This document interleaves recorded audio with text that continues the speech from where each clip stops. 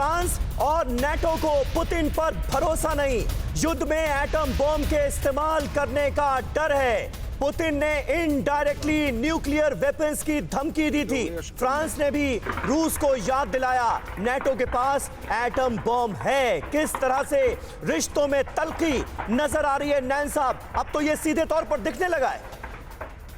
डर है समीर भाई, डर है ये। देखिए फ्रांस और जर्मनी इसी तरह जानते हैं कि अभी जो जिस प्रकार से पुतिन ने अपने आप को एक लीडर के तौर पर साबित कर दिया, हाँ। और उसकी पूरी चाल जो है कामयाब हो गई। क्या किया पुतिन ने अमेरिका को बोला, भाई जैसे तुम इराक में घुसे थे, ये कह के उनके पास न्यूक्लियर बॉम्ब है, हमें लगता है कीव के अंदर न्यूक्लियर बॉम्ब है। आप जैसे कह के कहीं घुसे थे कि शांति सेना है, वहां पे आप अलगाववादी और उनके बीच में एक पीस कीपिंग फोर्स के रूप में जा रहे थे, कभी इराक में, कभी लीबिया में, कभी अफगानिस्तान में, तो वो काम हम भी कर रहे हैं। तो किस मुंह से हम अमेरिका या नेटो कंट्रीज अब आप मुंह खोलेंगे, क्योंकि नेटो कंट्रीज का फ्रांस, नेटो कंट्रीज के अंदर से ब्रिटेन, ये सब अमेरिका पुतिन की तरफ से भी होगा, लेकिन चूंकि युद्ध शुरू किया गया रूस की तरफ से तो बहुत सारे सवाल तो होंगे ही। और इस बीच देखिए ऑस्ट्रेलिया ने भी रूस पर कड़े प्रतिबंध लगाए हैं, ब्लैकलिस्ट किया है, रूस और बेलारूस के नेताओं को ब्लैकलिस्ट किया है। रूसी अटैक पर ऑस्ट्रेलियाई पीएम स्कॉट मॉरिसन का बयान, यूएस और यूरोपीय देशों की तरफ पाबंदियां लगाएंगे, यह ऑस्ट्रेलिया की तरफ से कहा गया है। यानी कि जो सैंक्शंस की बातें कही जा रही है वो लगातार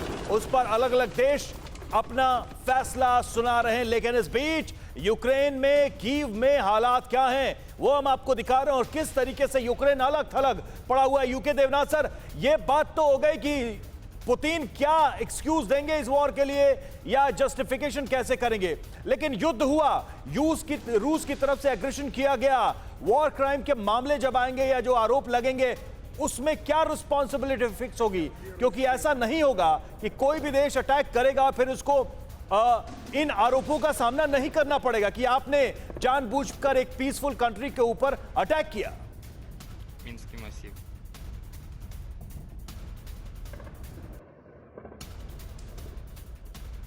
देवनाथ सर, किया हुआ है वो जी जी जी जी बोलिए। जी हां समीर, प्रेसिडेंट पुतिन और क्रेमलिन की जो टॉप लीडरशिप है, उन्होंने इस बात पर पहले से ही काफी विवेचना की हुई है कि बाद में एक दिन ऐसा आएगा कि रूस के टॉप लीडरशिप पर वॉर क्रिमिनल का चार्ज लगेगा। लेकिन वो इसके लिए पूरी तरह तैयार हैं।